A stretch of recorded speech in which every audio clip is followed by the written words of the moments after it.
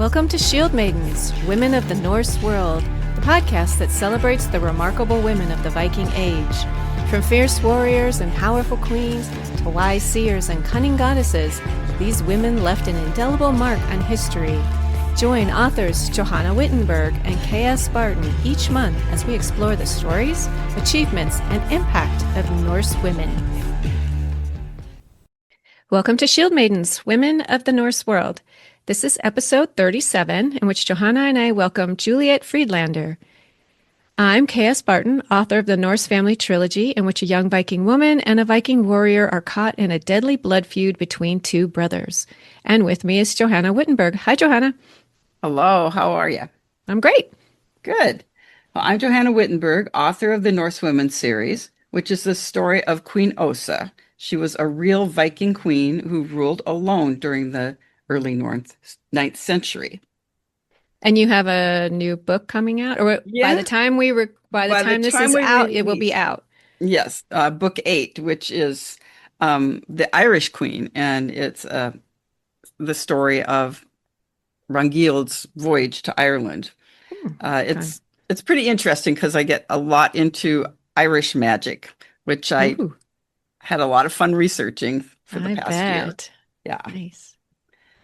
Okay, and we have a special guest. Juliette Friedlander is a PhD student from the Institute of Northern Studies at the University of the Highlands and Islands in Scotland.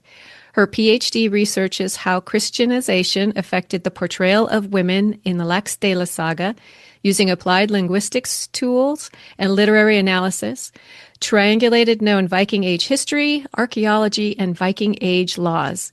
Previous to her PhD, Juliette has 2 master's degrees. The first, a social science-based MAED. Is that how you say it? MAED.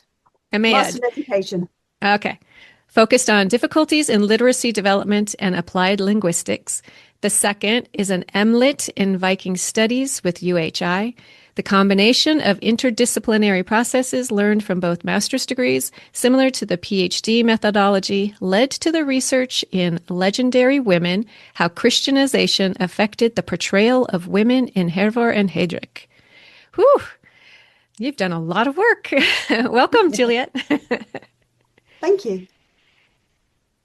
So, Juliette, can you tell us a little bit about, just give us a brief overview of this fascinating paper, Legendary Women, How Christianization Affected the Portrayal of Women in Hervor and Hedrik?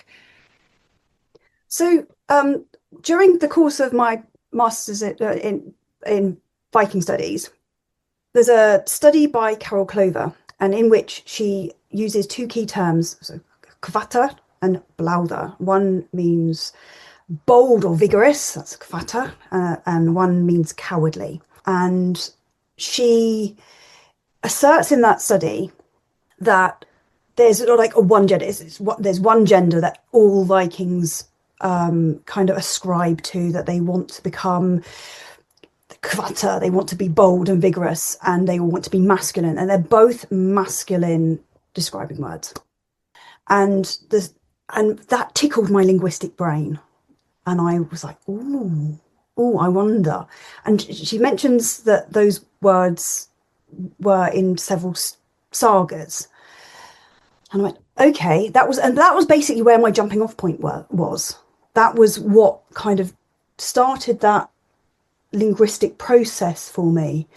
I wanted to find out whether those occurred in something to do. And I looked at some sagas, and I thought, okay, so anglicised Hervor and Hedrik, Hervor, Saga, or Hedriks, always in the genitive. So I'm going to call it, for your listeners here, I'm going to anglicise it so it's very accessible. Hervor and Hedrik. So Hervor and Hedrik is about 2 warrior women. So one is the grandmother. She changes gender. She becomes Hervarth or Hervarthar in the nominative Old Norse. And the granddaughter, who is just a shield maiden and just remains Hervor. And I was like, well, if anybody's going to be bold and vigorous and still female and ascribing to a one gender model, that's going to be there. We'll discuss later what I find in that kind of one gender model, but that's where the jumping off model of that model came from, that tickling of my linguistic brain, with alongside having studied history too. And I wanted to compare the it follows the exact same sort of methodology, or similar methodology, as the PhD that came out of that, with Laxdaela Saga. So it's applied linguistic tools with literary analysis, and then triangulated, so compared with what we know about Viking Age history of women, what we know about Viking Age archaeology, and of course, very importantly, the only other written down examples of Viking Age, what we have from the Viking Age, is the law. Right. And I put it all together, and this is what I ended up with. Nice. It's amazing how you put it all together. That's so neat. I love it to hear like how, like you mentioned, a jumping off point, because I was thinking that's the same thing for fiction writers. There's usually like one little thing that we see or read or hear about, or like some archaeological find, and then like boom, like Johanna, you discovered Osa, and just like a little bit about her, and it's now you have 8 books because of that little germ. And the series I'm working on now, it started because I had seen the little, like, what's it called? A bractate? What's it called? Those little like golden pendants. Bracteate. And it said, I am Odin. Wait, he is Odin's man, I think. And I immediately like imagine like, who is Odin's man? So anyway, like I love the idea of this jumping off point, this little thing that catches your attention, and then you can just write a whole novel or an entire PhD or 2. One master's dissertation, and then that my supervisor, Professor Donald Heddle, thought it was a little bit unusual, and I do admit to being having a bit of an unusual brain. We like that here. Yes, we do. You fit right in. So can you tell us how heroic sagas could be an important resource for understanding the lives of Viking Age women, and how at the same time it must be challenged? You mentioned this in your paper, and it's so interesting. So heroic sagas are like a subset of legendary sagas, or Fornaldarsaga, and they're perceived as essentially fictional. There's a researcher called Ralph O'Connor, and he suggests that the sort of those heroic sagas they were early. They're sort of earlier than the later family sagas, and by the medieval time they were sort of traditional, and sort of medieval audiences actually still treated them as if they were real and they were historical, so they'd happened, and so they were really highly influential to those who were sitting down listening to them. So sort of, although they're sort of written down sort of 200 to 400 years later than after sort of their oral composition, people are still listening to them, and that affects role modeling. I talk a lot about role modeling. It's the social science side of me. And that, obviously, I focus on the role modeling and the representation of women. If something's orally composed, that role modeling can change over time, because it's dependent on what an audience wants and who's narrating that, or who's the storyteller, and their social norms and values at the time they're narrating. So what is a social norm and value? It's the unwritten rule of society at the time that we're talking. What the social norm and value of our society now is not the same as what it was 30 years ago or 50 years ago. So the same story that a storyteller would tell now would likely be tweaked from the same story told 30 years ago, 50 years ago, 100 years ago. And that's how we think that's the bit I was interested in. How would that have changed? How storytelling is considered the best secondary socialization. So we get our primary socialization in the home, what are considered the best rules for how to get along in society, and secondary socialization outside the home. Storytelling would have been probably that best secondary socialization. So the representation of women in saga literature would have been really crucial for that. And as I said, it was seen as real and historical in medieval times, as much as we look at it now and go, yeah, that was a bit pie in the sky, especially if you start thinking about Sigurd and the dragon and stabby. So the challenge for me was, where are those inconsistencies? Where could those changes be? What could have changed here? What's unusual? What does that look like? What does that look like against the history? What do we know about the history? What does history look like? What do we think it looked like in history? And where has that changed? And what does that look like? What's the archaeology looking like? What does that tell us about it? What's the story telling us? If I compare it against what's the law telling us? Bearing in mind the law was also, although the law speakers were constantly repeating the law, it was also written down after Christianization, because obviously it was an oral society, and that wasn't written down until written came afterwards, around the 1200s. So these were written around 12 to 12th century, 13th century, 14th century, when Latin script had really hit like Iceland and was becoming very sort of widespread among the community. So the stories were still being told, and then they were written down.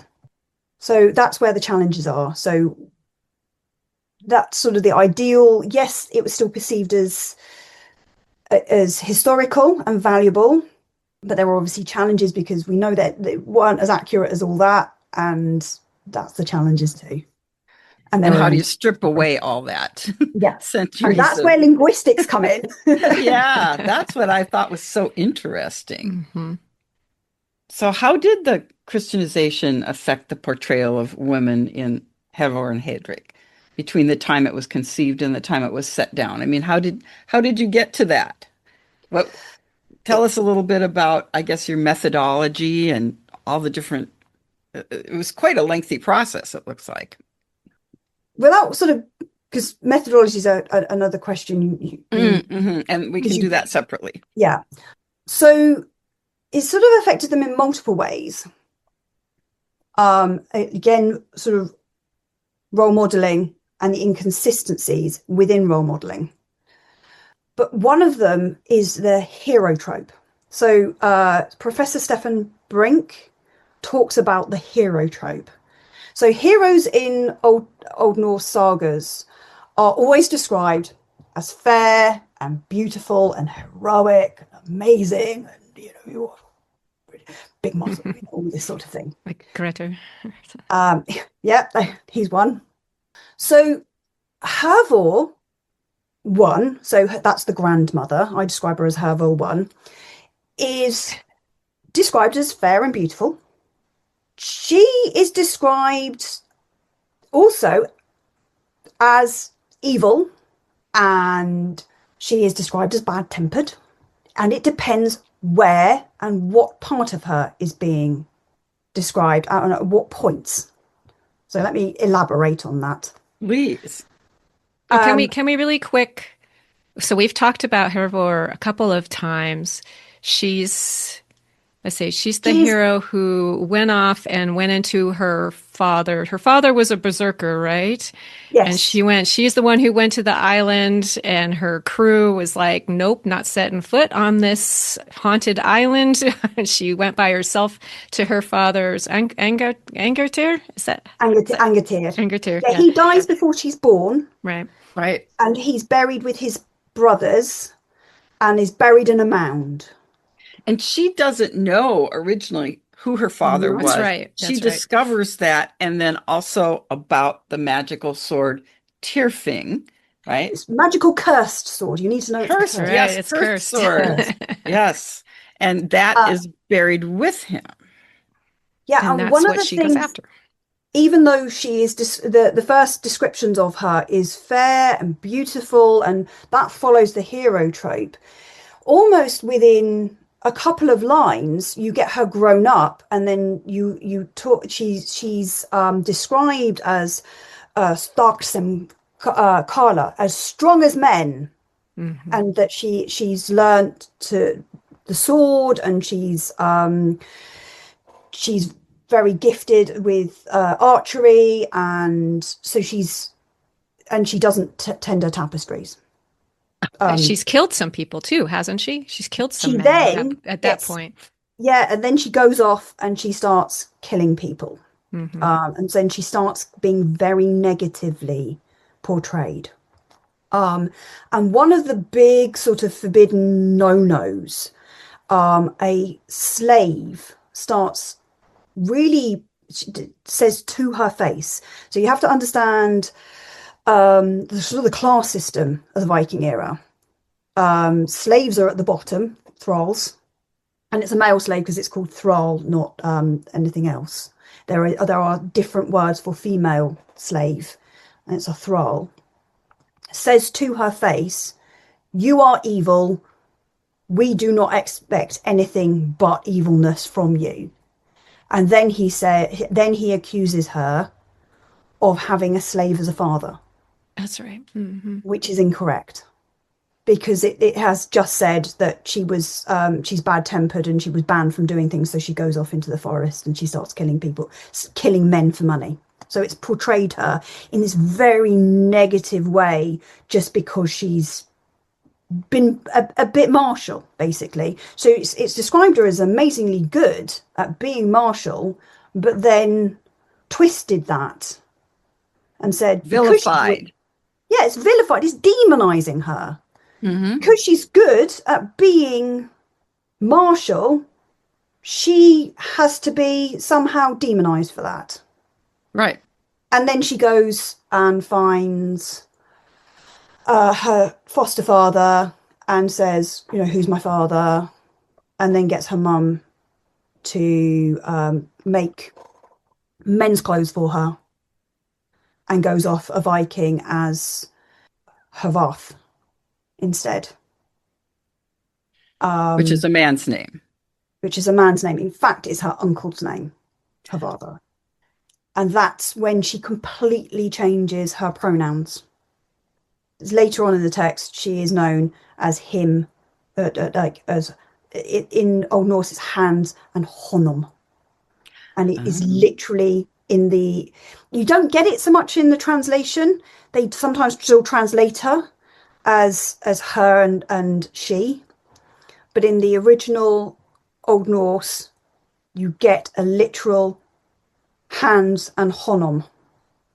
So she changes her pronouns. She changes her pronouns. Wow. Changes her pronouns. Way back then. Jeez. Even back then, there is a change of pronouns as a literal translation with where King Guthmund says, "Do not kill him. You do not know who that woman is." Does say woman, but says, "Do not kill him." Interesting. That is really interesting. Kind of makes me wish I could read the original. Yeah, I think I might bring it up later. Yeah. But she is also, after she's got her father's sword from because her big scene, it should be mentioned that the first person who writes the narrative down is a Christian lawyer called Hawker Erlandson. That's why the first manuscript is called H book, or Hawk's book. So he's Christian. He knows the law, and that's important later. And he knows the original poetry, which he makes the prose from. And he is very accused of negligently writing the story down, and only sort of his negligent editing. So he tends to write things. He writes in two letters, one in 1302 and one in 1310. So we roughly know when he writes it down, that he only wrote down the bits he liked. Which we can imagine what that might be. Yeah. And so he writes each main character, so the two female main characters, both Hervors and Hedrik himself, he gives them a big scene, and how much coverage those scenes get is quite important. And so in my translation, which is actually Jackson Crawford's version, I think Hervor One's gets about 8 pages, whereas Hedrik's riddle battle with Geston Blundi, who actually happens to be Odin, is about 13. Wow. Doesn't surprise me. Yeah.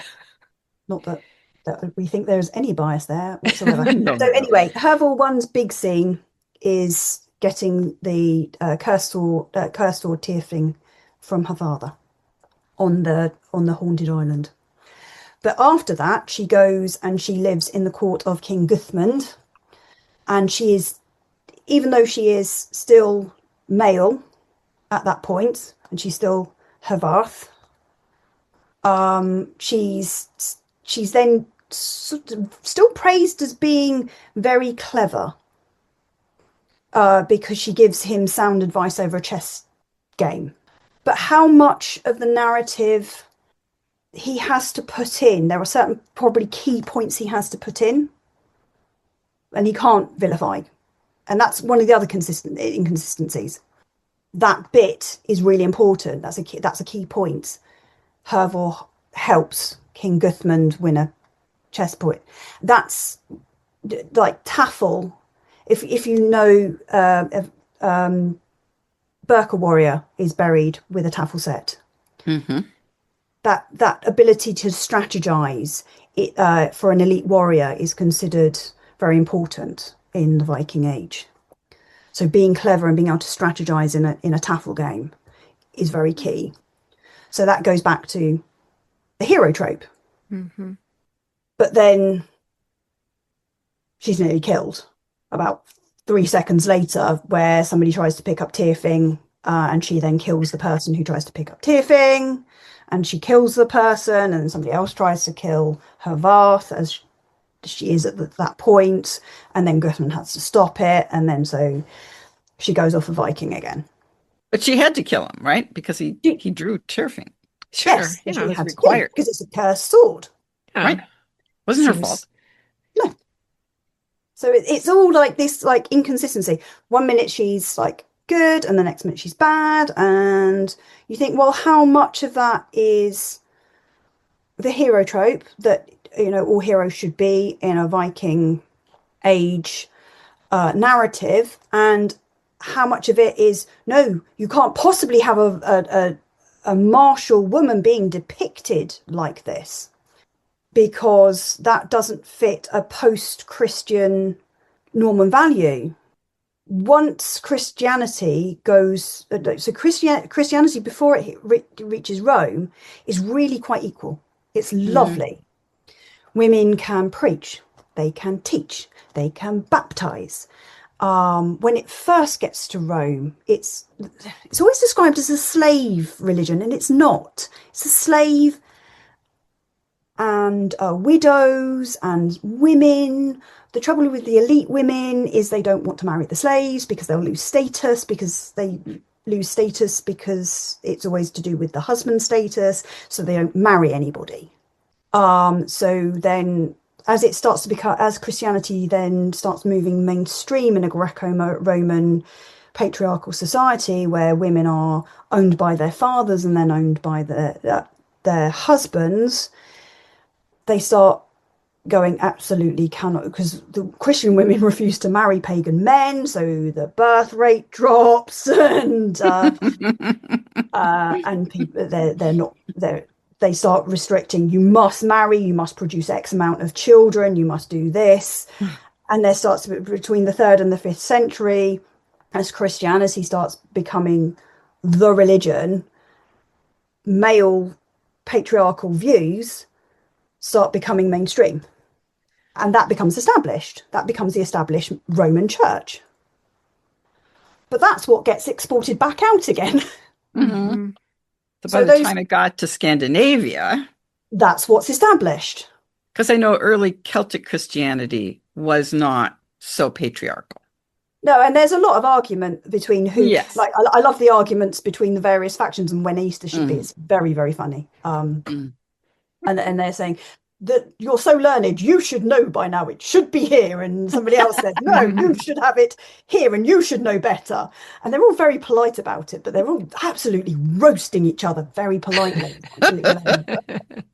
So that's got a later sort of around the through Ireland and up into Iona, and it's absolutely hilarious. So nothing's actually fixed till later, but that view on what women should be like is pretty baked in by the time it hits Iceland at about 1000. Right. And we can discuss it, that gets kind of shown later in the research. There's those inconsistencies. So for Hervor 1, it's the flip between good and evil. For Hervor 2, I mentioned her. I mentioned the each major scene. Hers is 2 and about 3 lines, 2 pages and 3 lines. That's all her major scene is. Wow. That in my English translation. And some of that is actually focused on her foster father, Horthud. So it's representation, what I call representation by suppression. She dies heroically, but which is a big thing for Vikings. Die heroically, go to Valhalla, or Folkvang. Folkvang. But for the other 14 women, apart from the miscellaneous ones, we've just run one off. There are 14 other women. Some of them aren't. They are crucial to the plot. Hervor 2's mother, crucial to the plot line. Unnamed daughter of the King of the Rus. Sounds about right. How often in medieval documents are the daughters not even mentioned? They're not named. If they're mentioned at all, they're often not named unless they marry somebody. That's there for dynastic reasons. That's it. It's like she's crucial to the plot line. She's crucial for dynastic reasons. She's not even. She doesn't even get a name. Doesn't need a name. Yeah. Yeah. Well, I was thinking about Hervor 1. It's funny because she exhibits all the aspects of the hero trope, because heroes in the sagas, they, at least the male ones, they were always killing people. Like, how old was Egil when he killed his first person? Like 7 or 9 when he killed his first man, and he's like this huge hero. So the fact that she went off into the forest and was like killing men shouldn't make her evil. Only because she's a woman doesn't make her bad.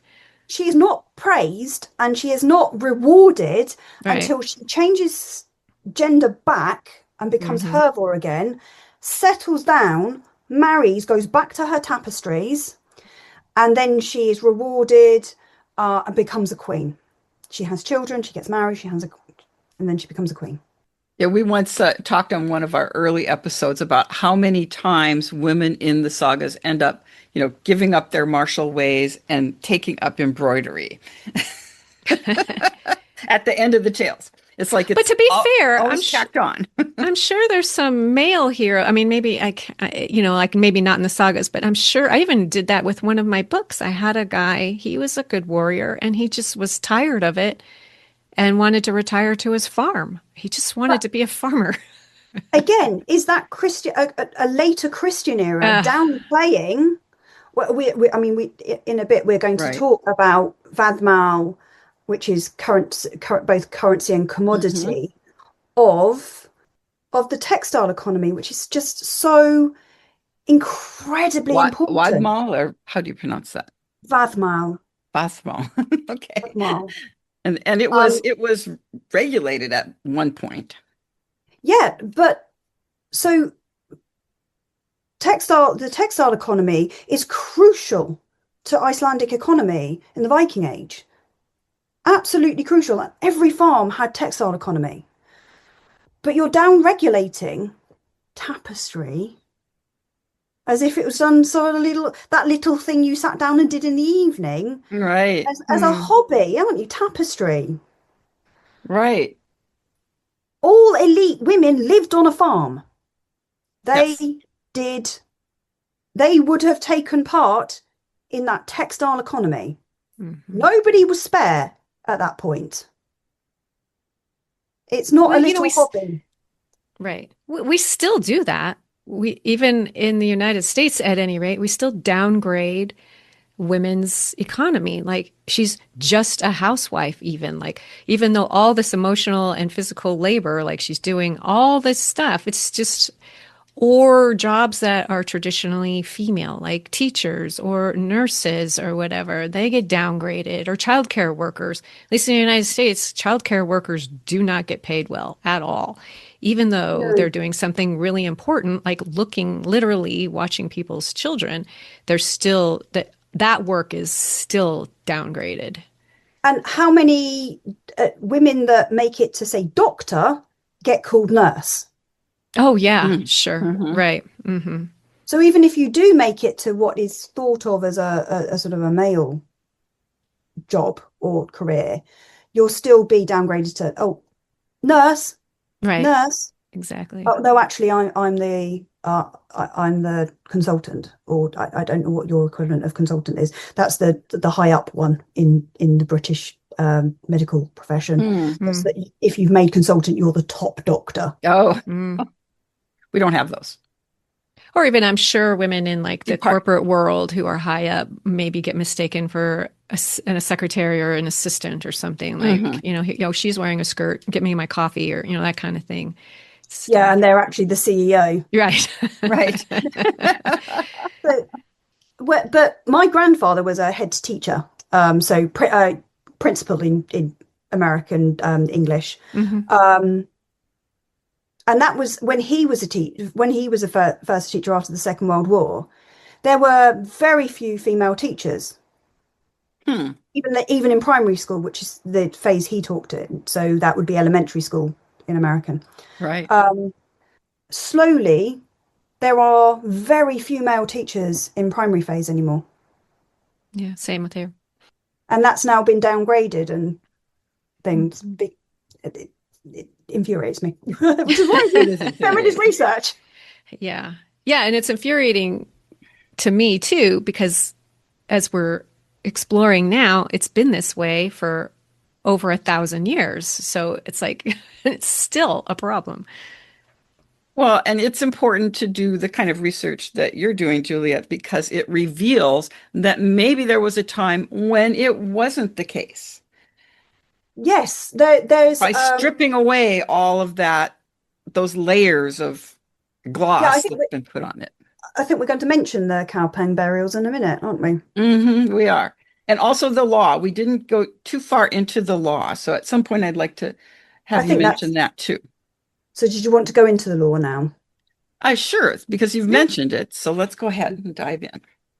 Well, tell us about how the law changed regarding women from the earlier laws, which I believe you said the earliest one was the Gulating, right? And then the Frostating, and then the Gragas, which was Icelandic, was later. So maybe you can explain a little bit about how that changed.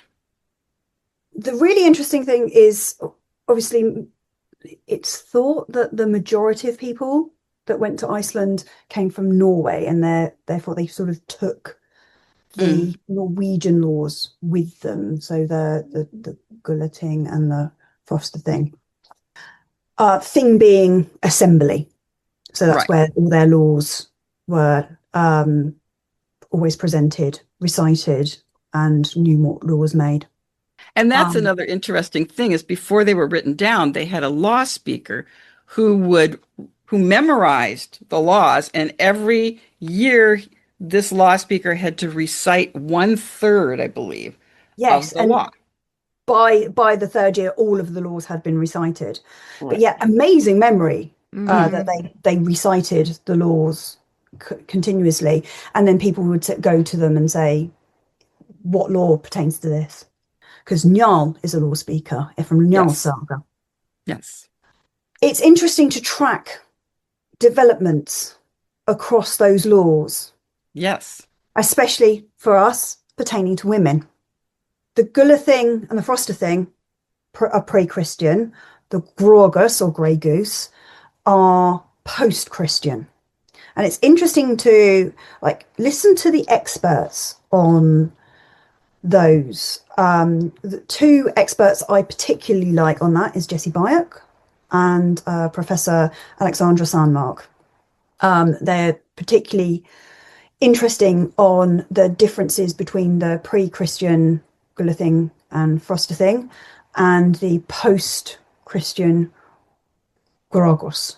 And I do apologise to listeners, I am probably butchering that Old Norse. Oh, So we do it all the time. Yeah. anybody listening, going and wincing, I do apologise. Yeah. So Jessie Byock asserts that the church in England was deeply involved in the formation of laws concerning women, and that in most legal matters, particularly after the 11th century, so from 1000 onwards. And Professor Alexandra Sandmark suggests to examine the role of women in the law assemblies. The earlier Norwegian laws must be used first, because that's where we sort of understand the changes. So we often, as sort of that pop knowledge, think that women aren't allowed to speak at the assemblies, the things. That's actually not quite true.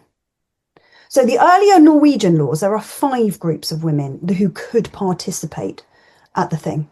They are widows, ring women without a close male relative, who have what they call odal rights, so those that have Property, inherited property, inherited. Inherited property and movable property. So you're thinking sheep here, basically. Sheep. Women in dispute with other women. Women who maintained a household in replace. So if their husband had gone off trading or raiding while he was away, or if he was ill, or a female witness. So she witnessed something and was speaking as a witness. However, that influence over the thing diminishes post-Christianization. So originally, widows could originally prosecute a manslaughter case. After Gragas, that must be put in the hands of a man. And this comes up in Erbygja Saga.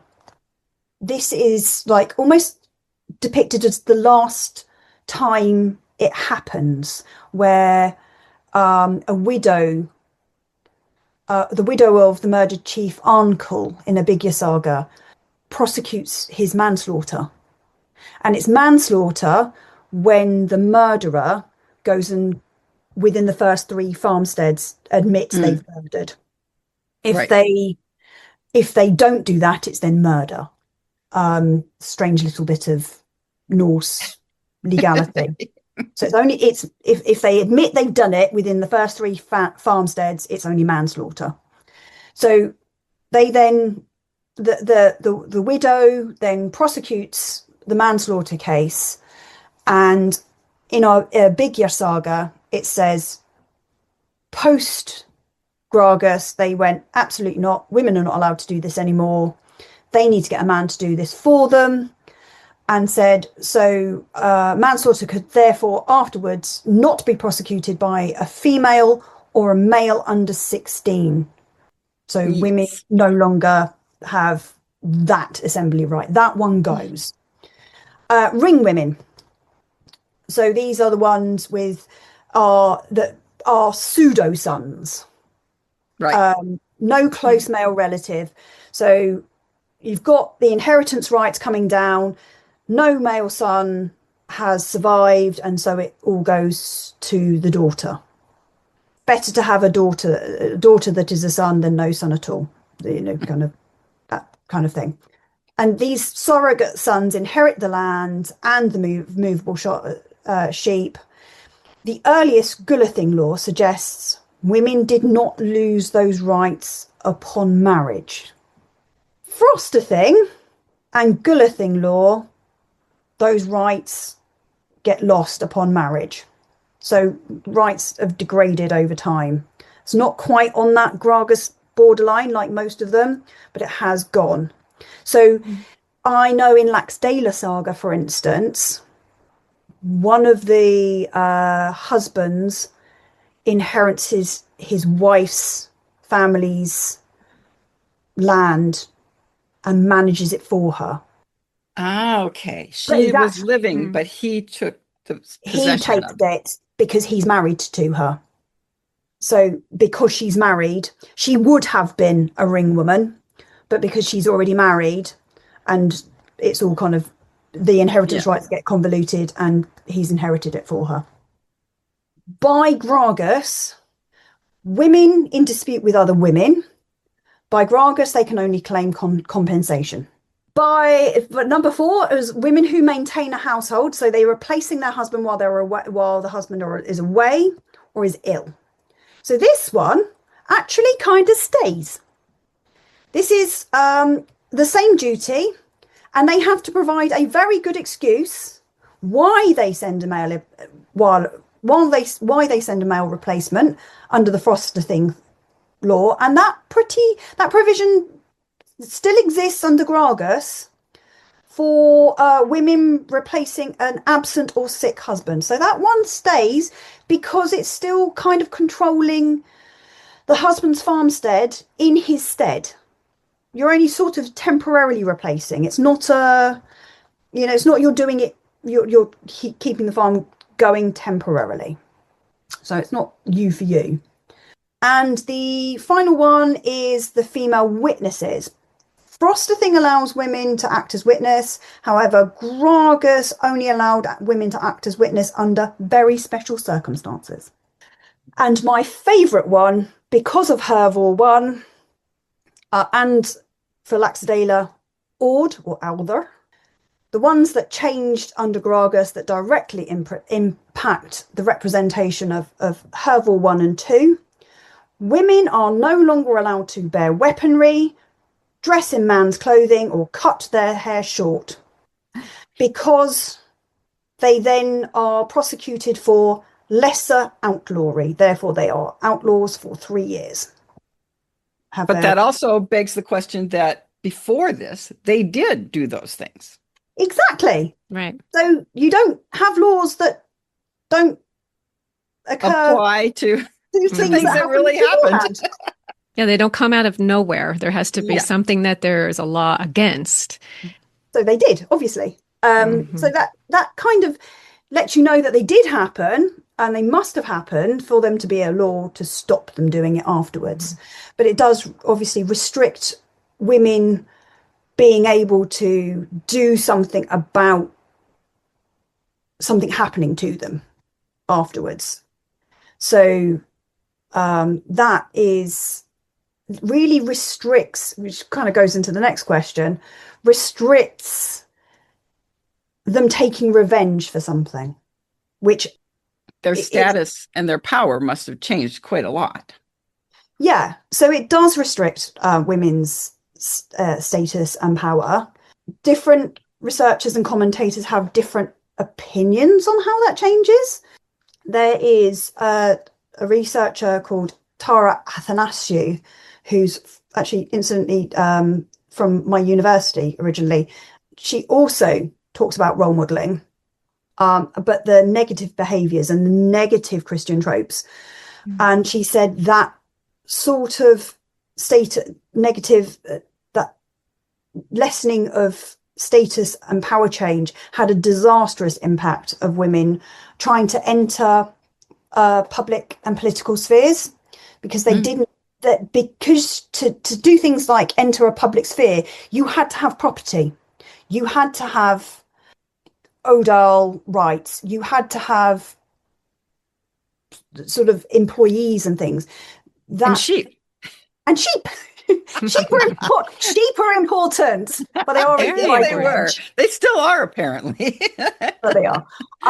So this had an absolute disaster, but also being able to take revenge for. There's a lot of family fights in the Viking Age, which there were attempts to stem the carnage. There's a lot of carnage going on.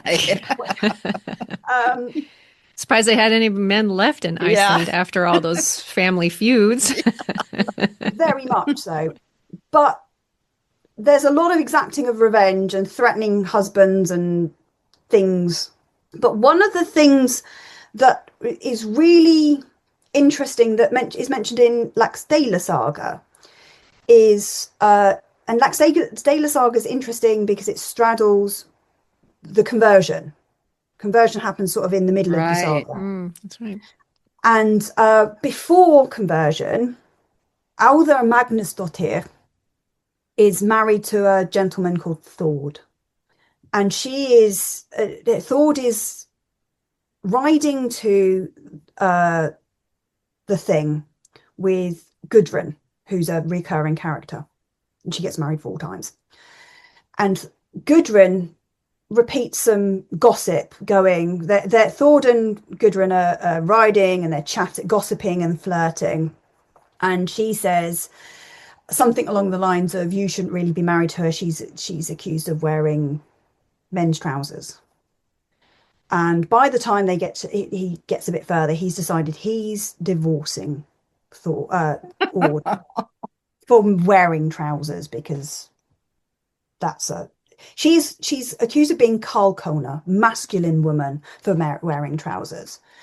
So he gets to the thing, and he without talking to her declares them divorced. And Ord hears about this, and she sort of says, "Well, it would have been nice if he talked to me first." So after the thing, he gets back home, and she's sort of moved out, and there is a settlement, but she's still really annoyed. So she dons said trousers, she puts them on, and she gets her short sword, and while he's sleeping, she strikes him across the chest, and she gets him across both breasts and across the arm, and she hits him so hard with the short sword that it sticks in the wood of the bed. And then because in all good family sagas, they've got like supporters, and they say, "You should prosecute her." And he says, "No, actually, you know what? It's a fair comment on what I've done to her." And he doesn't ever prosecute her. She's taken her revenge. As she was entitled to. As she was entitled to. And it doesn't go any further. That's kind of it. But that's before Christianization and conversion. So it's before Gragas law would have come in. She's entitled to take her revenge. After Gragas, there would have been that law coming in about wearing men's clothing or picking up weaponry. And so later, Gudrun, all she has left is goading her 12 and 16-year-old sons to take revenge against the murderer of her husband, Boley. That's her 3rd husband, I think Boley is. I don't know. I lose count. She has 4. Is she the one who has all the dreams, or had the dreams about the 4 husbands?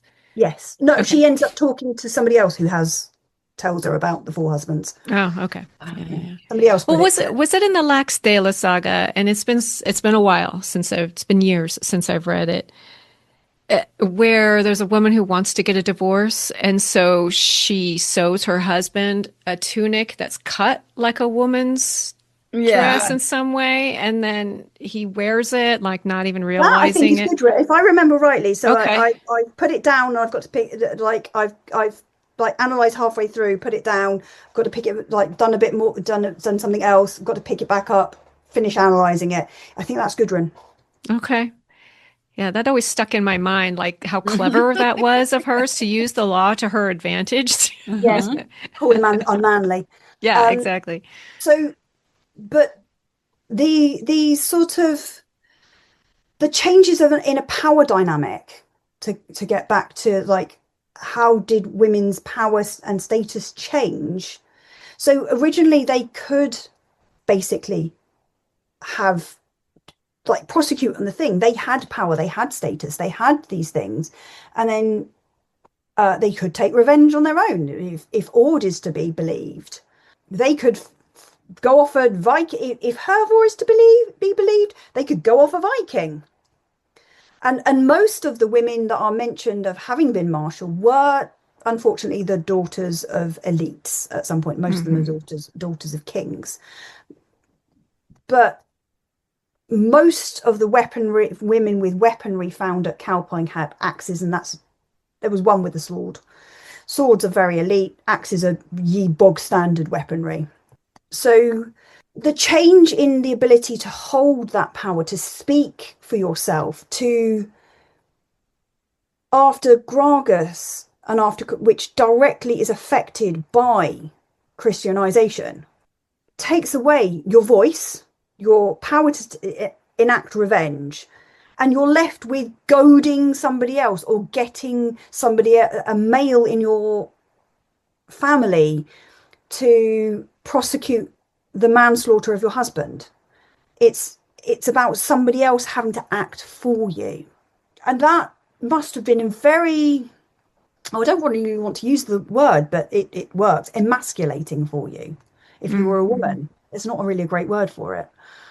Well, that Diminishing. persisted until pretty recent times. It gets worse. I mean, as time goes on, Yes. medieval time gets stricter. The patriarchal life gets stricter and stricter up until very recently, and it comes back off again. We'll see where it goes next. Yeah. It's like what, sometimes people misunderstand that, like the witch, all the famous witch trials and stuff, they think it's like, oh, that must have been like the Dark Ages or so far back. And it's like, no, that's considered modern era. Yeah, Anything exactly. from the 1700s onwards is considered modern. Yeah. So it's not like it's something that happened, 1500 years ago. It was much more recent than that. They were much more accepting of, even though people were afraid of witches and sorceresses, and with good reason. But I think you should be wary of people who have extraordinary powers, male or female. A lot of that was a little thing that grows on, is it barley or one of the grains, and makes you go doolally. Yeah, it was a hallucinogen. Yeah, it makes you if you're pregnant, miscarry and things. I can't remember what it's called now. But yeah, it's like a mold spore that. Yeah, I don't know what it's called, but I do remember reading about that as a theory, that's what, especially the Salem witch trials, they feel that was the cause of it, of a lot of it. There's a lot of theories going around, and I cannot for the life of me, sorry, remember what that particular mold spore is called, but it's turned up a few times in history. Turned up in Rome as well, or also Roman era as well, and caused untold damage. But it would be interesting to know how much of it that theory holds water. But it's definitely a good, decent theory. But again, blaming somebody who is got no voice. It's easy to blame somebody with no voice because they're a minority or disabled or old or something, and you're in power. And the more you're in power and the more you take away somebody else's power, it's easy to pigeonhole them. And dehumanize them. Dehumanize them. And if they have been strong, or they have a strong role model, as in the case of the Hervors or Alder Ord, they're strong role models to take those role models away from stories, so that the people left behind don't have good role models. Mm. right? We've talked about Lagertha on the podcast before too, and she comes to Ragnar's help with ships and stuff fighting twice, and yet still at the end she's demonized. It's the same thing. Mm. She was okay being a warrior and getting ships and coming to his rescue, but then oh, what was it? She killed her husband, and so yeah, she was this bad woman.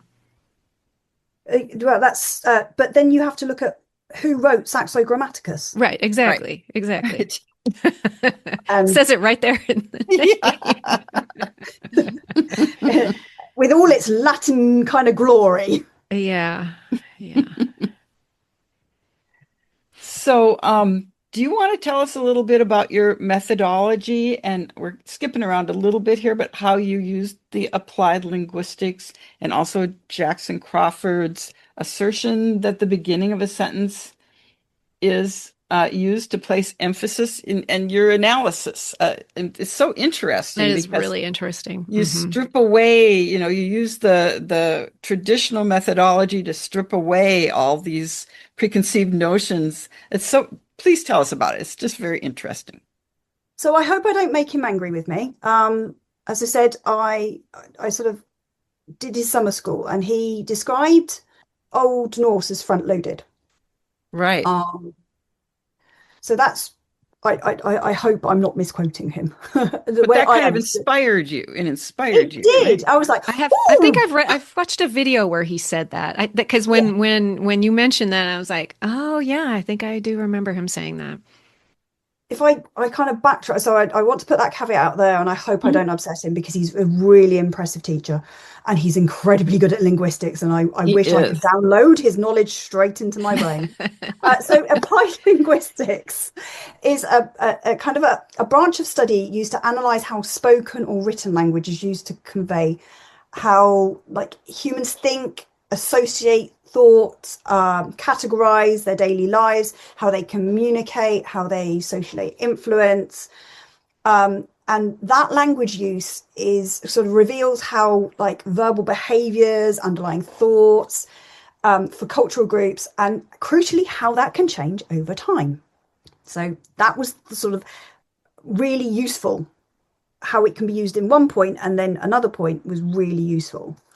So researchers like Mira Kim suggest I used a tool called systemic functional grammar. And that's a part of a branch of or a tool of systemic functional linguistics, which is a branch of applied linguistics. It gets smaller and smaller. Lots of terms there. So language is regarded as like a meaning making tool, which people interact in situations and cultural contexts. And it describes sort of the lexical and grammatical choices, not grammatical rules. So we all think of grammar as what we sat in school as, and this is the Mm. past participle of this, and that's this, and it's not that. It's the grammatical choices we make, Mm. not just this is this, this is that.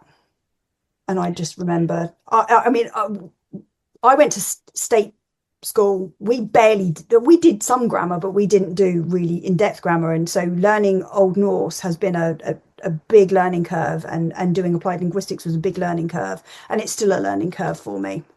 So I'm still learning bits. In systemic functional grammar, clauses are the main form that underlie speech function. And the way that is used as a communicative function in the form and function.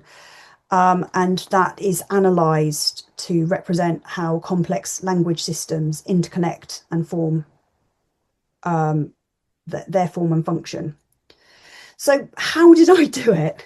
I went through Hervor and Hedrik, and I looked at every utterance, every mention, every representation of a woman, and they each got their own document, and I copied it down in the original Old Norse and the English translation. So I had the Old Norse and then the English translation.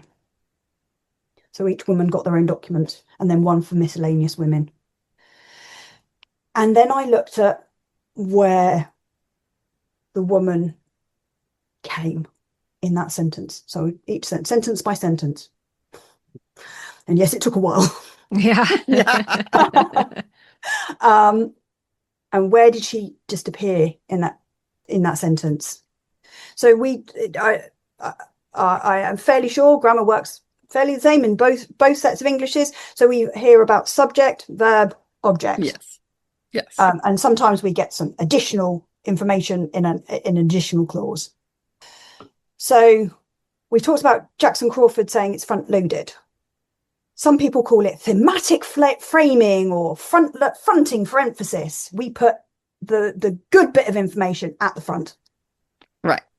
So if I say, I went for a walk and got some pizza, the important bit is I went for a walk. That's a whole sentence, full stop, and coordinating clause, which is the addition, is giving us, we know, there's some more information coming afterwards. That's the additional clause. Actually, got some pizza. We know we've got more information coming after. But I went for a walk is a whole sentence on its own. I is the subject. Went is the verb. For a walk, object clause. But if I did something different with that sentence, if I said, I got pizza when I went for a walk, what's the important bit of the information now?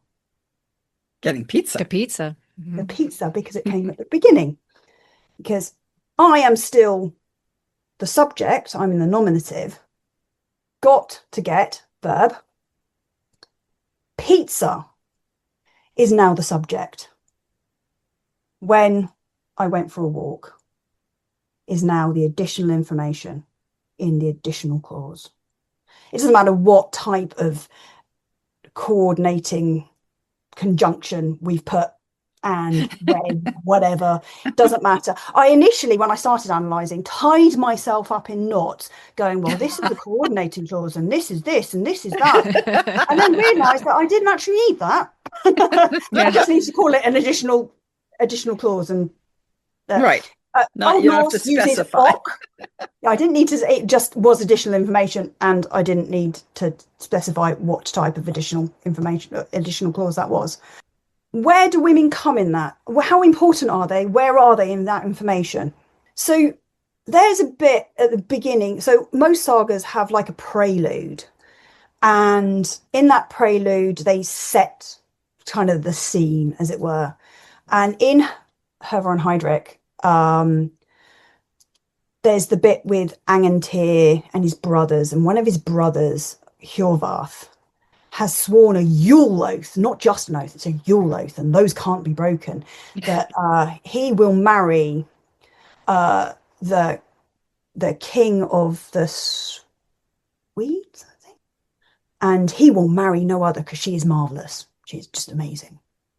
And the translated version is, and in the spring, the 12 brothers went together on a journey to Uppsala and went before the king's table where his daughter sat beside him. That's informative now that you've mentioned all of this. Yeah. Yeah. Where's this marvelous daughter? Right. Yeah. Right. An afterthought. And you know, when you find out, even more informative is her name is Ingebjorg. You find out her name by accident in a chapter when the other suitor is dying. He does a little bit of poetry as he's dying, and it's mentioned by accident in this poetry. In a chapter and a bit. So yeah, where is Ingebjorg? So she's not in the nominative in the subject. She's not in the object. She's in that bit at the end. An afterthought.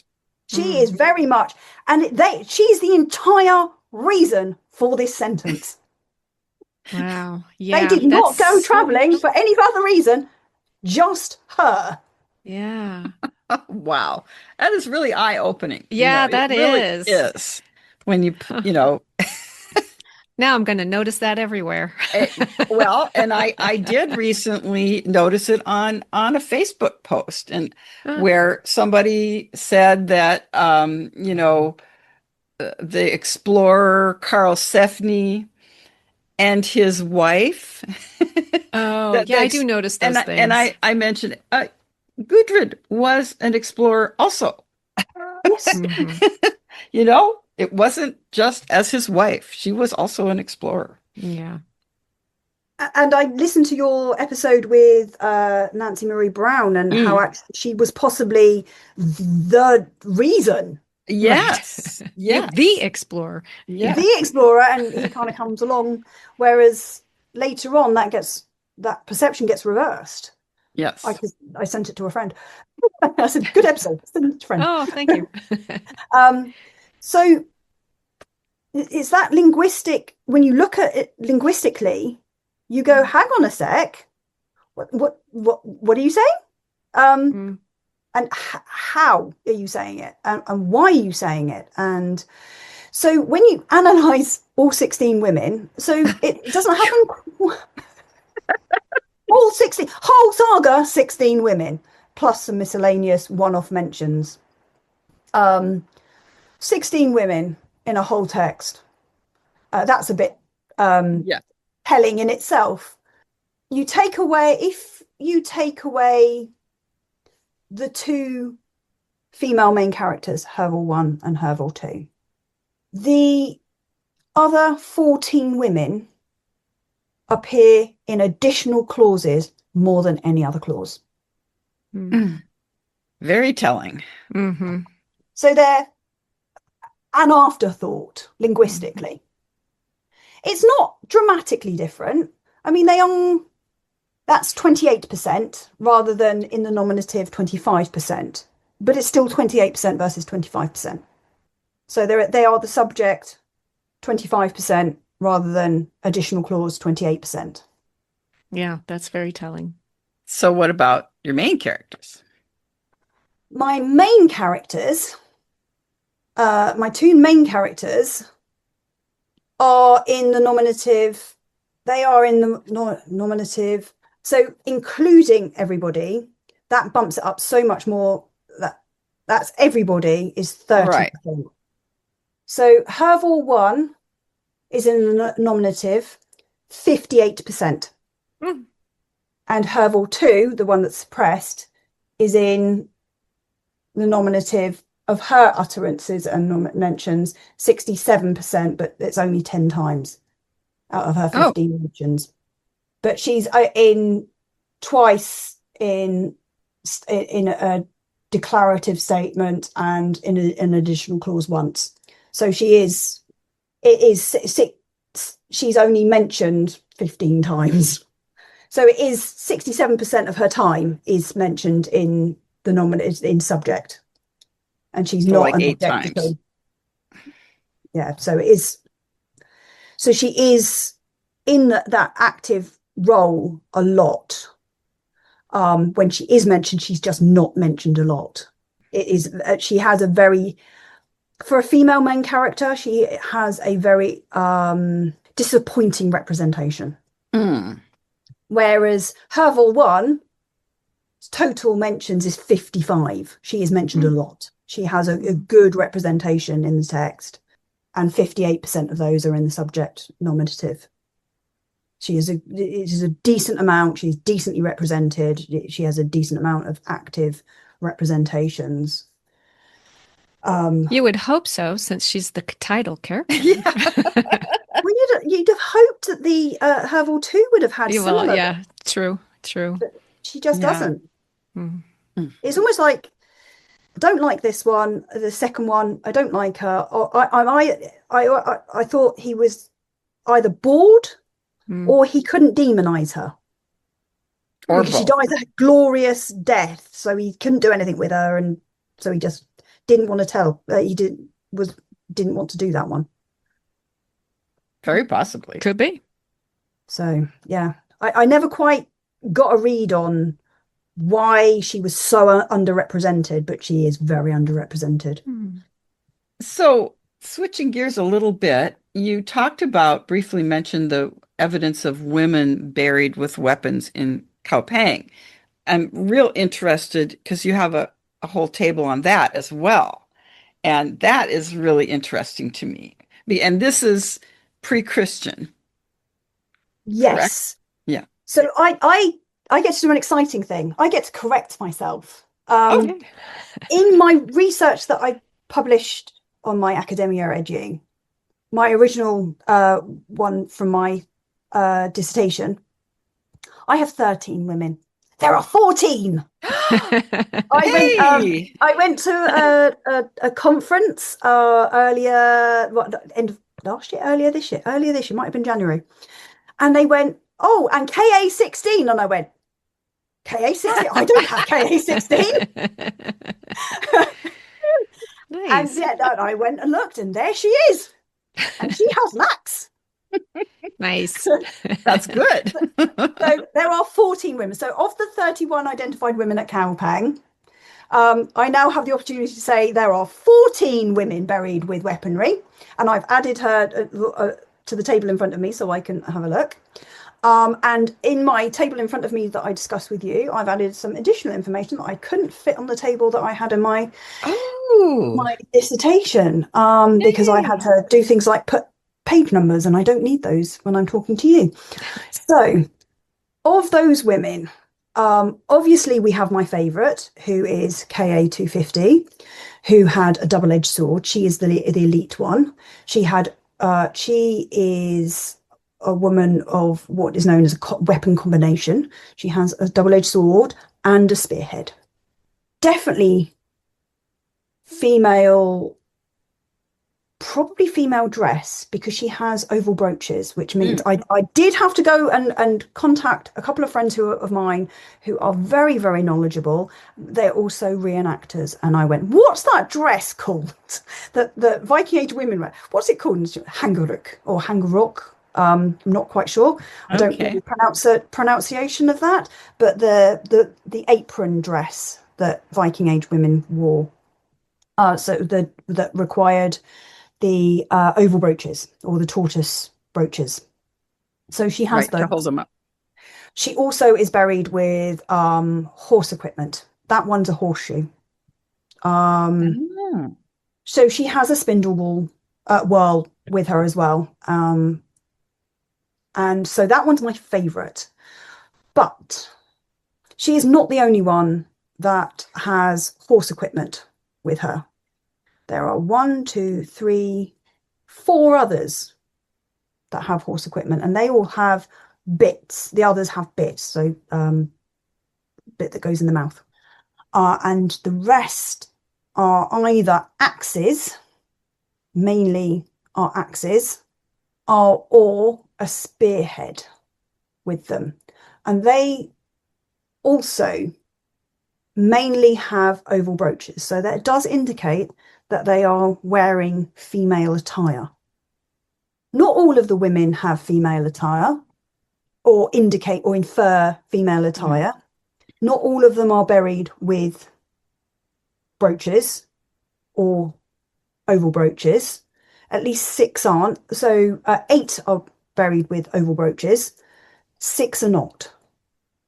So they don't necessarily they're not all necessarily wearing female attire. We don't know what they're wearing, but oval brooches would infer that apron dress that I'm butchering the name. And only 5 of them have horse equipment. Horse equipment is also an elite piece of equipment.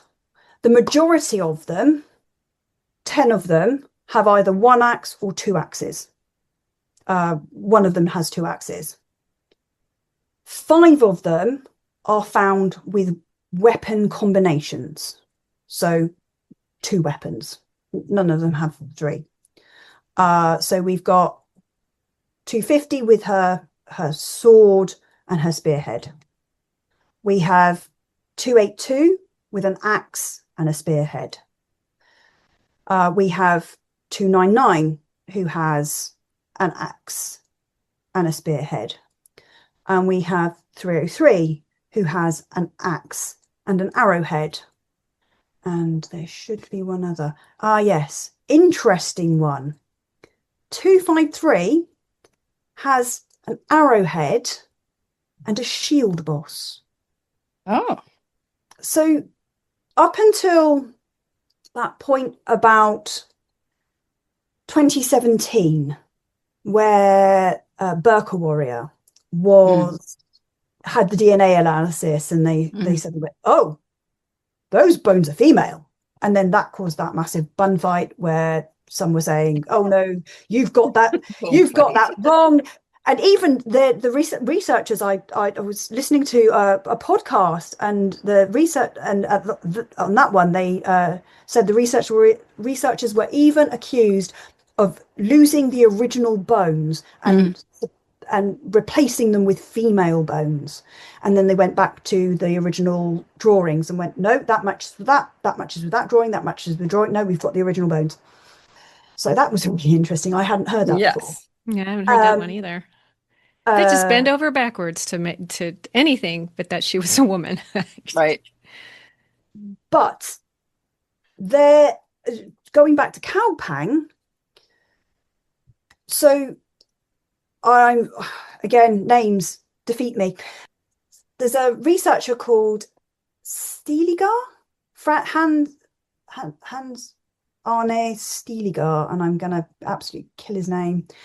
He did some research in 2007, and he was mainly looking at the all of the archaeology on Cowpang, and he looks at the weaponry of the men mainly, and he says that for the male graves from the 10th century, because not all of the female graves are 10th century, some of them are slightly earlier, so they're 9th. Right. He said Cowpang is unsurpassed. He says that single axe graves are the most common in Norway for martial men. And Cowpang has a combination of weapons, including 3 shield bosses. And obviously we've got 1 shield boss in the female burials. Right. However, his research is 2007, before Burka Warriors to 2017. And he is, I'm going to try and be polite here, he is disappointingly dismissive of the females. He acknowledges they're there. Well, no, he sort of acknowledges that. He acknowledges there are women with weapons. He says there's only single weapon findings. There's obviously those 5 with weapon combinations, including 1 with a weapon and a shield boss. He does acknowledge the shield boss with the woman. He calls them Valkyrie symbolism. Obviously, this is the noughties was an entirely different time. Yes. We are talking nearly now, 2007, 20 years ago. Yes. But there are only 31 identified gendered burials. There are over 400 burials, but there are 31 gendered burials. 14 have women with weapons in them. Now, I'm not saying they are all warrior women, but you can't say that they aren't either.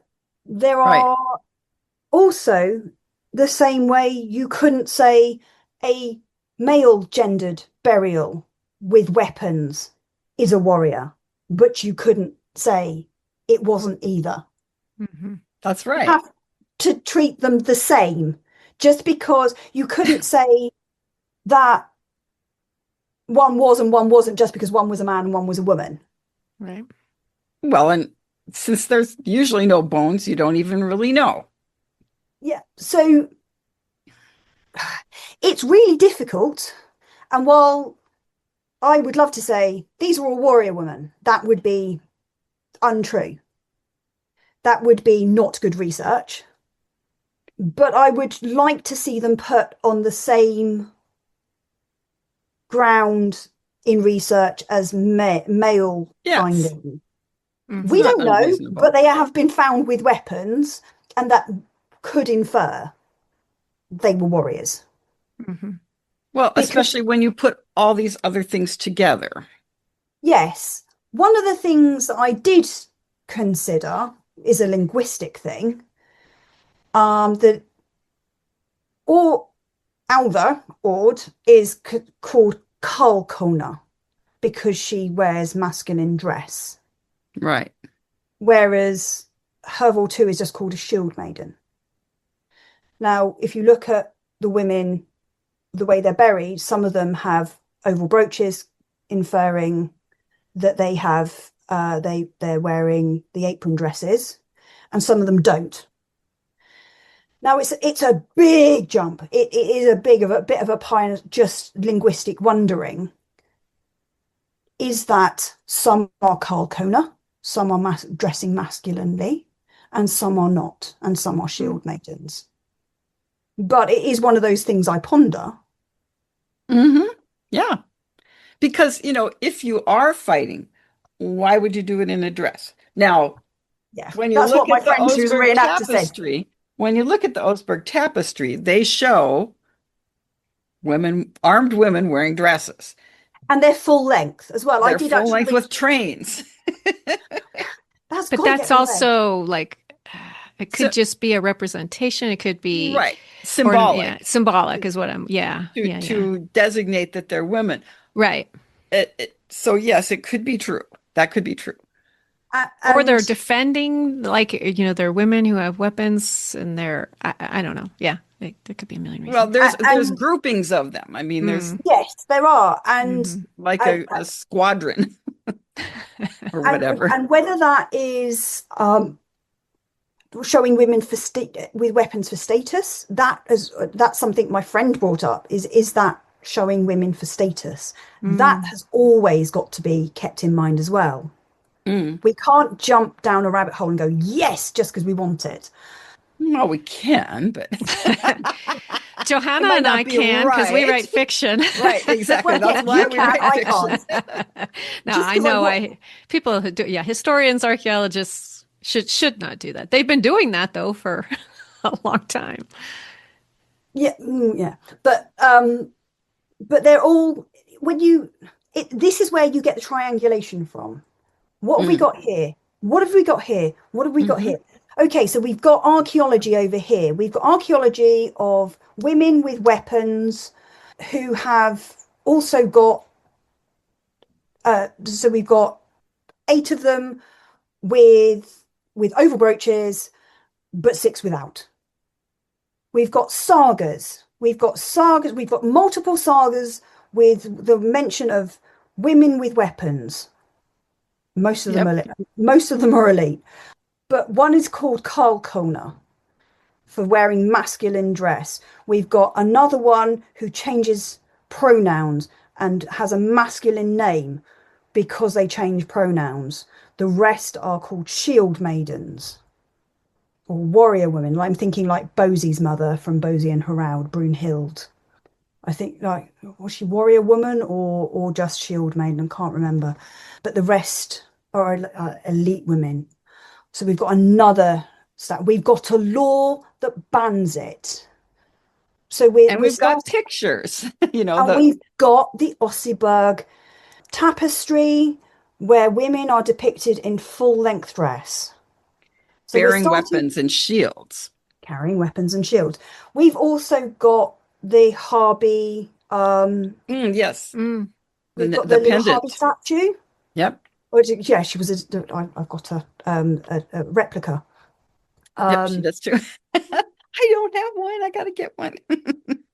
so she's again shield, sword, the proper Fully armed. Viking, not Hmm. full dress Yeah, she's wearing a dress and she's got the long hair in the back with the knot, which is with the the knot. traditional knot, Hmm. Yeah, which always represents a woman. And she's a that's friend of the shown in the podcast. Oseberg tapestry as well. That the women some of them are wearing animal heads, but the women that are not have the ponytail. Yeah, with the knotted The hair knot. in the In the ponytail. back. Mhm. So you've got that's where triangulation and comparing with different phases, and you think, well, this is giving a picture. This is showing a pattern. This is so you don't just stick. I don't believe in staying in your lane. You need all the areas to show a pattern, and then you go, well, what does that all infer? What pictures does that create? But we need people like you doing that. We need the people who stay in their lane and they focus on the archaeology or the linguistics or whatever. And then we need people who are doing that, like you, who are doing the triangulation, who are, it's kind of like when you go to a doctor, sometimes it's good to go to a specialist. And sometimes you need like a general doctor who's just going to kind of look at all the pieces and put it all together. Right. Wow, this has been a lot. So maybe we can continue this another time. Will you be willing to come back? Yeah, absolutely. Great. If you'll have me. Yes, we would love to have another chat. So now we got the ball rolling and we still have so much to say. So thank you so much for coming on and chatting with us. Well, thank you so Juliette. much for having me. Yes, it's been great. Thanks for listening. You can find Johanna at johannawittenberg.com, where you'll find a free short story, a prequel to her Norse Queen series. And you can find me, K.S., at ksbarton.com, where you can also find a free short story from me, a prequel to my Norse family series. See you next time.